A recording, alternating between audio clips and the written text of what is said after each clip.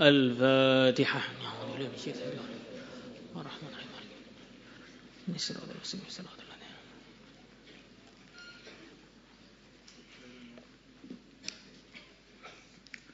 الفاتحة.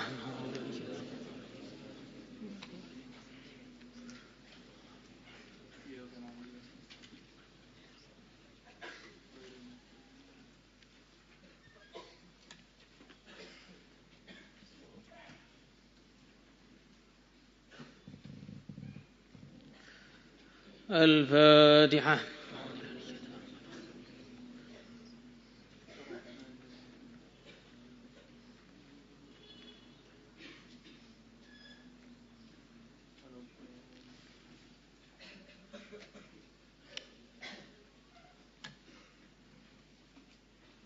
الفاتحة.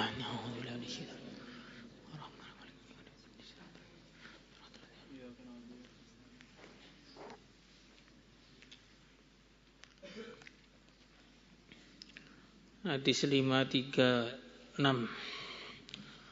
halaman 104.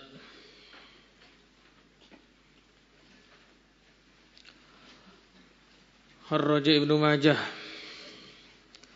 Abu Shadaqat halaman 104. Atau ya lebih sedikit satu barang. Hadis 356.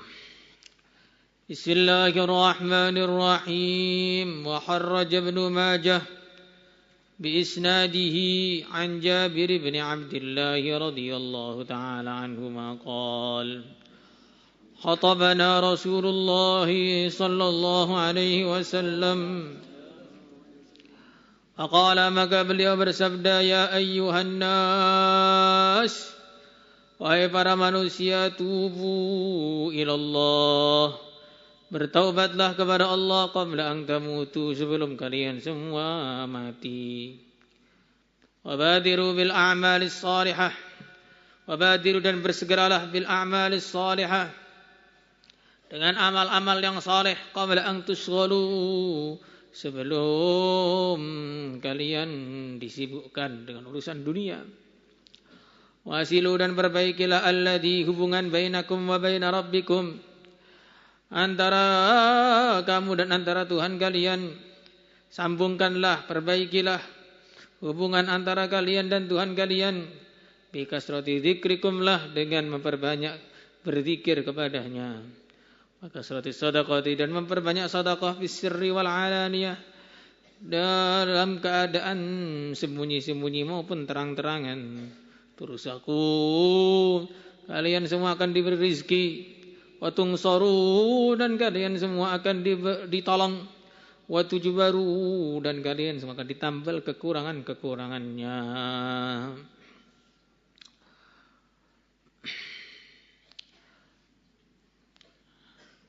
Jadi di sini baginda Rasulullah sallallahu alaihi wasallam menasihati kita. Yang pertama, tubu qabla an tamutu.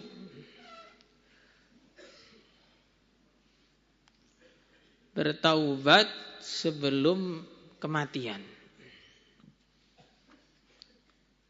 Kematian itu tidak ada yang tahu datangnya kapan. Maka artinya segera bertaubat terus-menerus. Innallaha yabsutu yadahu bil-laili liyatuba musii'un nahar wa yabsutu yadahu bin-nahar liyatuba musii'ul lail atau kama jaa fil hadis. Allah membuka lebar-lebar pintu rahmatnya pada malam hari supaya orang yang berbuat keburukan di siang hari bertaubat. Allah membuka pintu taubatnya lebar-lebar di siang hari supaya orang yang berbuat buruk di malam hari bertaubat.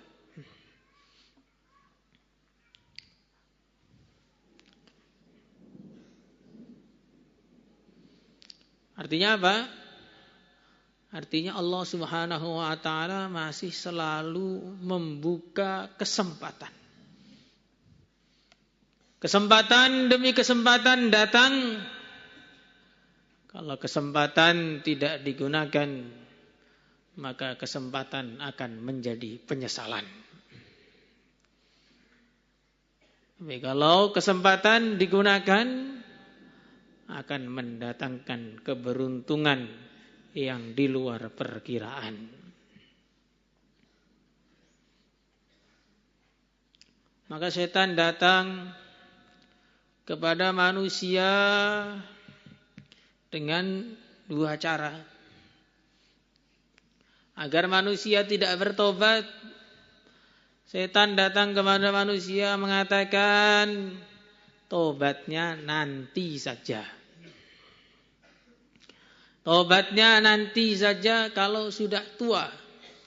Tobatnya nanti saja kalau sudah mau wisuda. Tobatnya nanti saja kalau sudah terkenal di hadapan manusia. Tobatnya nanti saja kalau begini, kalau begini. Taswif. Datang terus menerus untuk agar kita ini menunda-nunda taubat. Padahal, kata sebagian ulama, kita ini sudah menunda taubat kita dengan berbagai macam alasan, dikasih batasan dengan berbagai macam batasan. Batasan itu sudah kita lalui dan kita tidak pernah berubah. Kadang-kadang setan datang kepada kita berbuat buruk. Nanti saja kalau hari Jumat kita taubat. Hari Jumat malah khutbah tidur. Bangun-bangun kram.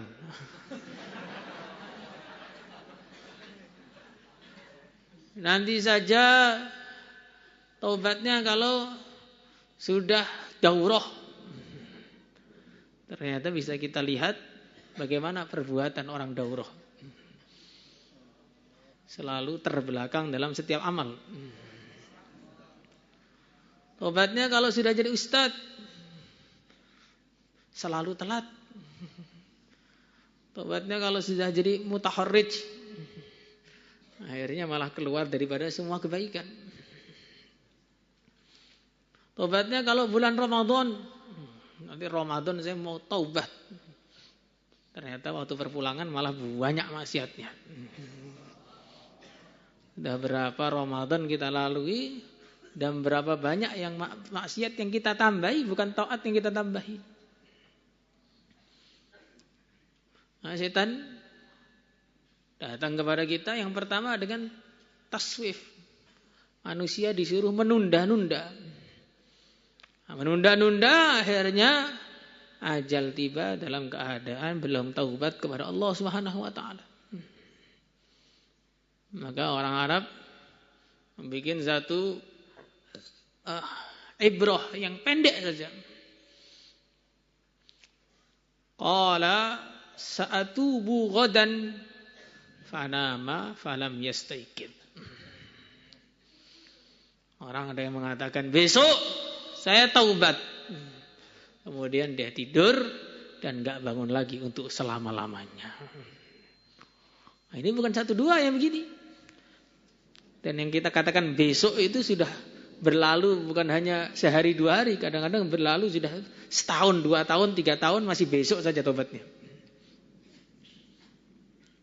Kemudian yang kedua kali, setan akan, kalau orang tidak mau menunda taubat, dia taubat lagi, setan akan datang seperti ceritakan Imam Ghazali. Akan datang dengan memberikan rasa putus asa kepada manusia. Sudah tidak usah taubat. Ujung-ujungnya juga kumat. Kenapa harus taubat? Gak ada gunanya taubat kalau akhir-akhirnya maksiat. Gak perlu taubat. Lanjut saja, gasken. Lanjut terus. Gak usah tobat-tobat lagi. Maka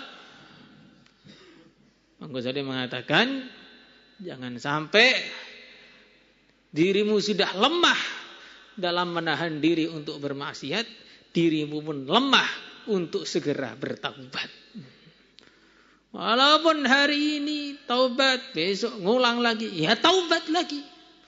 Besok ngulang lagi, taubat lagi, terus taubat terus sampai akhirnya taubatnya tidak ada pengulangan lagi, hidup bersih dari semua kemaksiatan. Insyaallah semuanya. Insyaallah.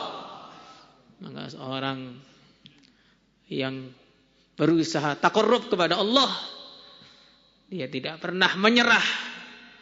Walaupun 1000 kali jatuh, maka dia akan 1001 kali bangkit untuk bertaubat lagi. Tapi ya kalau sampai 1000 kali jatuhnya ya parah betul. Maksudnya sehari salahnya 1000 kali, ya bagaimana itu? Hanya sampai Nabi memberi harapan kepada kita, ma'asarra man istaghfara walau 'ada fil yaumi 70 marratan. Orang itu kalau sudah istighfar, sudah bertaubat yang sungguh-sungguh, walaupun ngulangi itu taubatnya masih diterima. Maka jangan putus asa. Sebagaimana dikatakan dalam satu syair, ta'adzamani dzambi falamma qarantuhu bi'afwika rabbi kana 'afwuka a'zama. Saya menganggap dosaku ini banyak sekali. Tapi ketika saya bandingkan antara dosaku dengan ampunanmu ya Allah, saya lihat ampunanmu lebih jauh, lebih luas daripada dosaku. Maka jangan menyerah. Untuk bertaubat kepada Allah itu jangan pernah menyerah. Untuk menangis di hadapan Allah, jangan pernah menyerah. Wabki ala khati'atik. Terus menerus bertaubat, terus menerus menangis, terus menerus perbaikan diri. Tiada henti sampai menghadap Ilahi. Wabadiru bil a'malis salihah qabla an tusghalu. Dan bersegeralah untuk amal selagi kalian belum sibuk. Nah, manusia itu tambah hari bukan tambah akan longgar.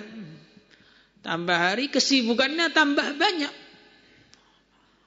Kalau sekarang waktu kita longgar saja kita nggak bisa beramal, bagaimana nanti kalau sibuk kita mau beramal? Kalau di pesantren di suasana kebaikan yang full, ngaji dari bangun tidur sampai ketiduran. Bangun tidur sampai ketiduran. Ya masih di situ aja ternyata.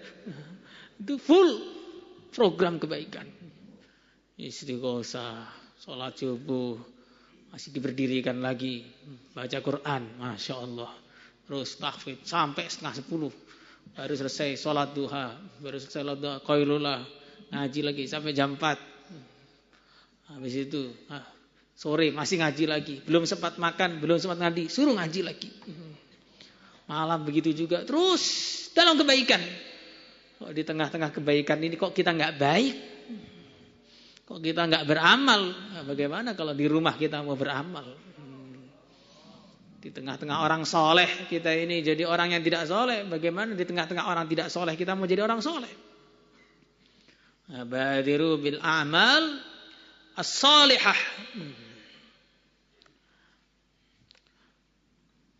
Karena manusia ini kalau tidak segera beramal, hal tungdaruna illa ila fakrin munsin.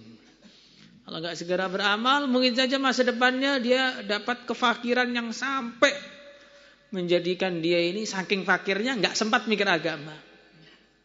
Au ghinan mutghin. Atau kekayaan yang menjadikan lupa diri.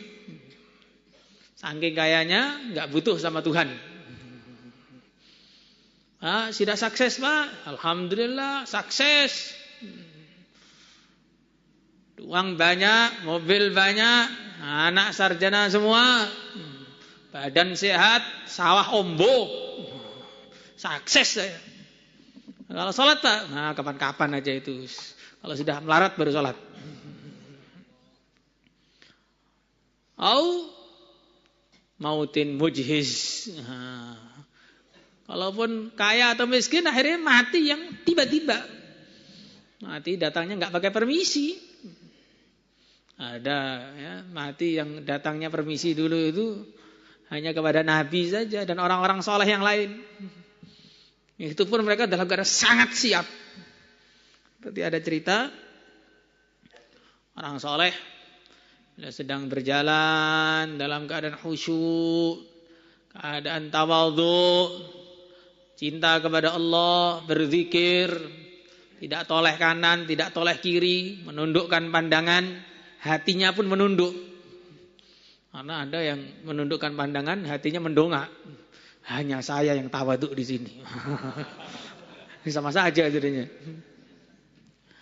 Maka tiba-tiba di tengah jalan ada seorang menyapa, Assalamualaikum. Waalaikumsalam. Siapa Tuhan? Saya Israel. Coba kalau kita ketemu papasan di jalan terus saya Israel dan malaikat. Bukan namanya Israel. Karena ada juga santri namanya Israel itu pernah ada itu. Sangat mengerikan jadi orangnya. Ya Israel. Maka orang yang soleh tadi gak kaget sama sekali. Malah Masya Allah. Kok baru datang sekarang ini loh. Dari dulu kemana? Sudah saya tunggu-tunggu ini. Saya sudah rindu sekali pengen berjumpa dengan Allah. Maka akhirnya malaikat tadi mengatakan, tenang Tuhan. Lah gak pengen toh ngasih tahu keluarga dulu. Nanti tahu sendiri. Nanti tahu sendiri, gak usah kasih tahu. Saya pokoknya pengen segera sekarang. Tuhan ini tapi ada ini penawaran. Gak perlu tawar-tawar, sekarang juga. Loh ini penawaran dari Allah. Oh dari Allah. Apa penawarannya? Tuhan disuruh milih. Kalau mati itu milihnya mati yang bentuk bagaimana? Oh kalau begitu, kalau disuruh milih saya ke masjid dulu. Salat 2 rakaat, nanti pas sujud terakhir kamu cabut nyawa saya. Ini kalau ke orang soleh ya begitu. Lah kalau ke orang namanya soleh tapi nggak soleh, ya tiba-tiba aja sudah langsung bablas ke akhirat nggak bawa apa-apa. Makanya badiru bil a'malis shalihah qabla an tusghalu. Harus persiapan amal, memperbanyak amal. Karena ma zada zaman illa syiddah. Tidak tambah hari kecuali tambah berat mengamalkan agama, tambah berat. Maka harus tambah persiapan lagi, tambah sungguh-sungguh lagi. Wasilul ladzi bainakum wa baina rabbikum bikasrati dzikrikum lah. Dan perbaikilah hubungan kalian dengan Tuhan kalian dengan banyak berzikir. Jadi berzikir ini satu amalan yang Masya Allah menambal semua kekurangan manusia. Menambal kekurangan-kekurangan kita ini. Disebutkan dalam satu hadis, man ajiza 'anil laili ayyukabidahu wa bahila bil mali ayyunfiqahu wajabuna 'anil aduwi ayyuqatilahu falyuksir zikrallah atau ayyujahidahu falyuksir zikrallah atau kama jaa fil hadis. Siapa yang malam itu enggak kuat melek panjang-panjang, mau sedekah juga enggak kuat saking pelitnya, mau perang juga enggak kuat saking pengecutnya, maka walaupun punya banyak kekurangan, rahmat Allah masih luas bagi dia. Allah masih kasih solusi, suruh banyak zikir, maka zikirnya akan menambal semua kekurangan-kekurangannya tadi. Maka harus banyak zikir. Terus usaha berzikir kepada Allah, terus subhanallah, alhamdulillah, wa la ilaha illallah, wallahu akbar. Terus diulangi lagi sambil berjalan, sambil berdiri, sambil duduk, sambil berbaring, terus zikir terus. Tapi kalau pas denger ngaji jangan pegang tasbih. Nanti astagfirullah. Mau istighosah bagaimana ini? Nah, ini kalau lagi dengerin ngaji, dengerin bayan enggak boleh. Pegang tasbih itu namanya tidak melepaskan sesuatu pada tempatnya. Nah, berzikir terus. Bahkan di atas kasur pun berzikir. Di atas alas pun berzikir. Bukan megang alas istighosah, bukan. La yadhkurunallaha aqwamun 'alal furush al-mumahhadah yudhiluhumullah fid darajatil 'ula atau kama jaa fil hadis. Sungguh ada orang-orang yang berzikir kepada Allah di atas kasur-kasur yang empuk dan dia kemudian dimasukkan ke surga yang tinggi. Jadi enggak semua amalan itu mujahadah. Zikir itu amalan yang berduduk gitu aja. Bersandar pun enggak masalah, duduk bersandar ini bukan yang wiridan Ismail. Kalau wiridan Ismail bersandar enggak sopan. Duduk bersandar sambil ngopi tiba-tiba masuk surga. Nah, sekarang ini kalau saya duduk bersandar sambil ngopi mesti ngerumpi jadinya. Gosip sana, gosip sini, cerita ini, cerita itu, enggak penting belas ceritanya. Maka Masya Allah, kita ini penting sekali untuk berzikir. Ini akan menambal semua kekurangan-kekurangan kita tadi. Malam enggak terlalu kuat melek, ngaji pun ya lupa-lupa terus. Jangan ngaji 5 tahun yang lalu, 5 menit yang lalu saya ngajinya apa sudah lupa. Nah, itu penyelamat kita adalah dengan zikir. Kalau sudah seperti itu harus banyak-banyak zikir. Nah, amalan yang tertinggi, amalan yang tidak perlu kepada apapun, bisa dikerjakan dimanapun, tapi apapun perlu pada zikir.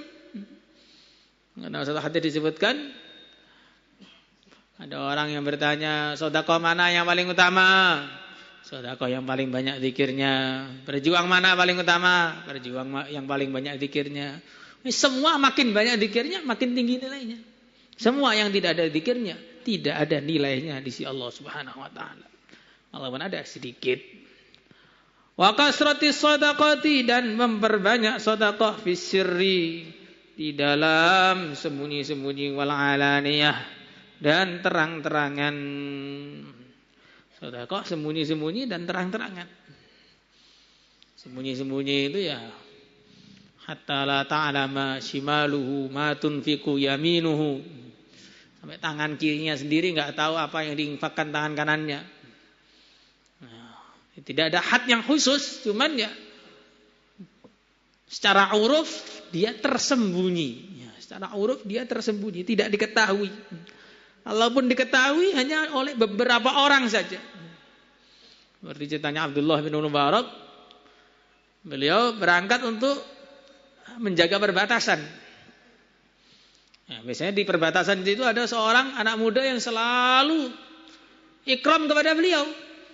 Lalu waktu beliau datang, beliau enggak lihat anak muda. Loh, mana anak muda yang biasa di sini itu? Wah, ditahan karena banyak utang. Zaman dulu itu orang kalau utangnya terlalu banyak mahjur. Akhirnya di penjara sana sampai bisa lunasi utangnya. Akhirnya Abdullah bin Mubarak dilunasi semua utangnya dan dia bilang jangan sampai tahu kalau itu yang ngasih saya. Maka setelah balik dari ribat, balik dari menjaga perbatasan, anak muda sudah ketemu lagi. Anak muda kemarin kemana? Nggak ada. Iya, kemarin utang saya banyak ditangkap.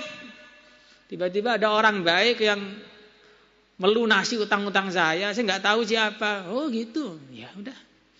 Nah, ini namanya sedekah sir. Bukan kok. Oh, kok nggak tahu tuh? Saya itu. Ya, itu saya itu. Ini nggak jadi sir lagi, ini riyaan wa sum'atan jadinya. Seperti kadang-kadang yang seperti itu malah lebih sombong lagi. Kadang-kadang di masjid-masjid, nah, sebelum sholat Jumat ada pengumuman. Fulan donasi berapa, Pak Fulan berapa, Bu Fulan berapa, 50.000, 200.000. Tiba-tiba ada hamba Allah 10 juta. Orang pada gusuk-gusuk, siapa hamba Allah? Ikhlas betul ya. Gak disebut namanya. Tahu nggak? Ya itu saya, ya saya ini. Hamba Allahnya ya saya ini. Ini berarti kayaknya mau ikhlas, ternyata riaknya itu sempurna, dhahiran batinan. Mengganti nama hamba Allah biar kelihatan ikhlas. Lebih double-double lagi itu riaknya. Sudah kasir, yang enggak diketahui oleh orang. Ataupun diketahui tidak diumumkan. Al-alaniyah, sedekah terang-terangan. Sebagian ulama mengatakan kalau sedekah itu adalah sedekah sunnah, lebih baik disembunyikan. Kalau sedekah itu sedekah wajib, yaitu bayar zakat, itu lebih baik ditampakkan biar tahu. Begitu juga ibadah-ibadah yang lain. Ibadah itu kalau wajib seperti sholat 5 waktu, ya ditampakkan. Tapi kalau ibadah sunnah, tahajud, zikir-zikir sunnah itu disembunyikan. Nah, jangan dibalik. Sholatmu di mana? Di Mekah. Mekah itu belum masuk waktu kok kamu udah sholat tuh sholat apa? Dan banyak itu yang tertipu sama demit. Setiap hari Jumat nggak pernah Jumatan. Kemana? Jumatan yang di Mekah. Padahal di Mekah kalau di sini Jumatan, di Mekah masih jam 8 pagi. Nggak tahu sholat apa jam 8 pagi. Ya, jadi seperti itu. Turzaku, kalian semua akan diberi rizki. Watungsoru, dan kalian semua akan ditolong. Kalau kita sudah memperbaiki hubungan kita dengan Allah, maka kita akan ditolong. Maka umat Islam ini kok kalah, kenapa?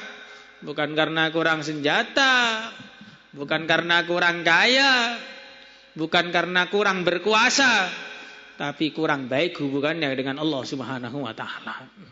Itu sebabnya satu saja.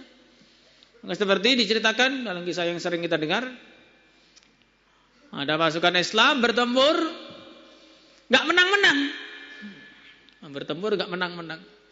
Maka salah satu pimpinannya tanya, ini perlu dicek nih, ada nggak sunnah yang ditinggalkan oleh pasukan kita kok nggak menang-menang?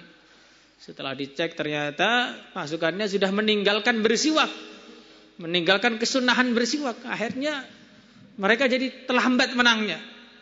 Diperintahkan oleh pimpinannya semua bersiwak.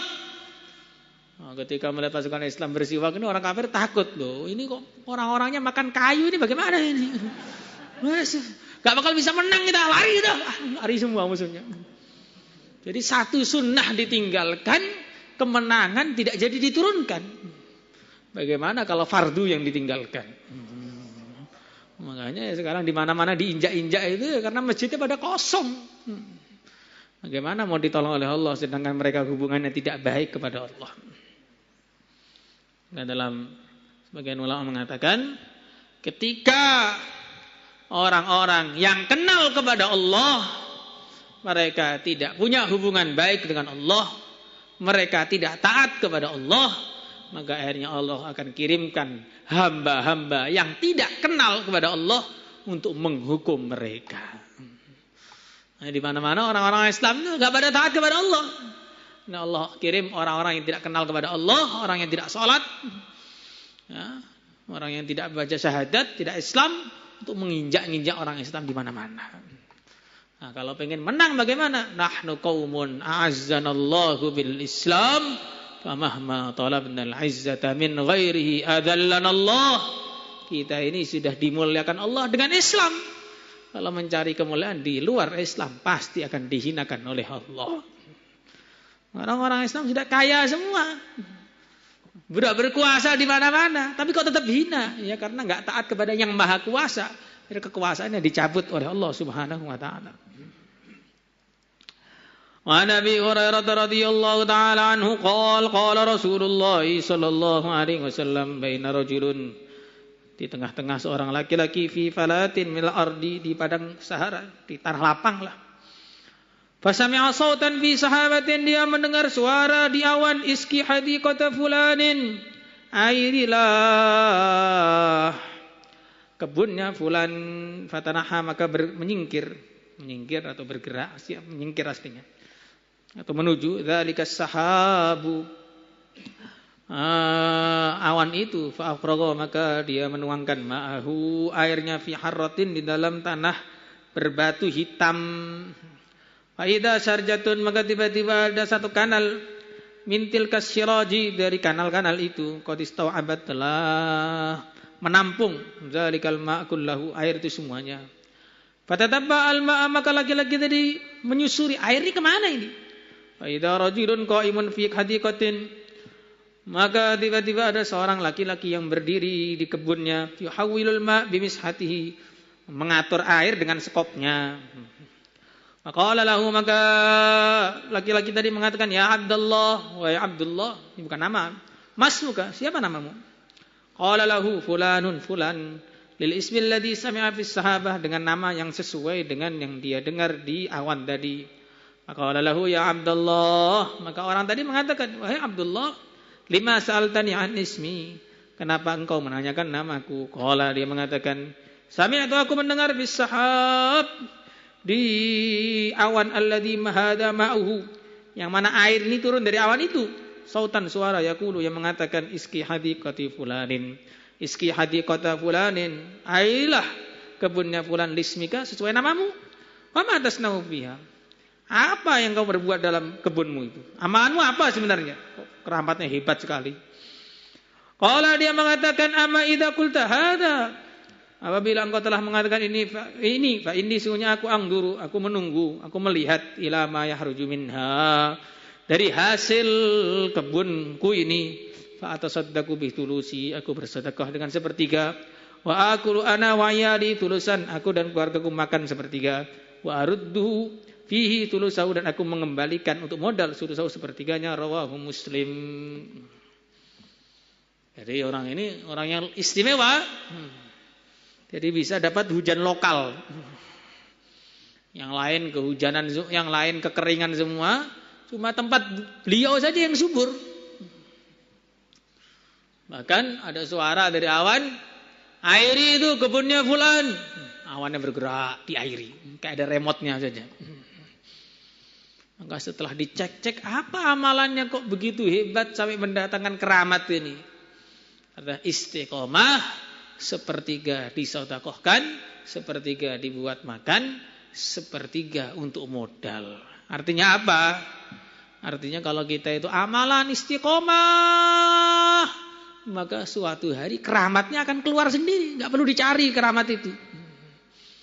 Maka kadang-kadang orang itu kan pengen bisa terbang, atau pengen bisa ngilang, atau pengen bisa begini begitu. Tidak perlu. Kalau kamu amal terus, maka suatu saat Allah akan mendatangkan keramat-keramat itu kepada kamu. Kalaupun tidak di dunia, nanti di akhirat di surga sana akan ada jadi kepali semua, yang punya keramat semua. Jadi artinya yang penting itu amalnya. Jangan lihat keramat ini, keramat itu. Kadang-kadang Allah nggak ngasih keramat kepada kita sekarang ini sebagai rahmat dari Allah kepada kita, sehingga kita nggak ngaku-ngaku. Saya tadi malam doa begini, pagi langsung begini. Saya ini wali kutub. Di atasnya Syekh Abdul Qadir Jalani. Nah, bisa jadi begitu, karena sudah banyak orang yang ngaku jadi wali itu udah kebanyakan. Bahkan di pesantren juga banyak. Tiba-tiba malamnya mimpi ketemu Nabi. Besok temannya bilang, saya mau minta kirimkan salam kepada Nabi. Besoknya udah ketemu lagi, sudah saya sampaikan salamnya. Sudah kayak paket cepat aja langsung begitu-begitu. Memang ada wali-wali yang begitu ada, tapi yang mengada-ngada juga sangat banyak juga. Makanya tidak penting ya kita keramat-keramat itu tidak perlu kita pikirkan. Yang perlu kita pikirkan adalah taat kepada Allah siang dan malam. Taat kepada Allah siang dan malam itu adalah keramat yang tertinggi bagi setiap orang. Salatullah salam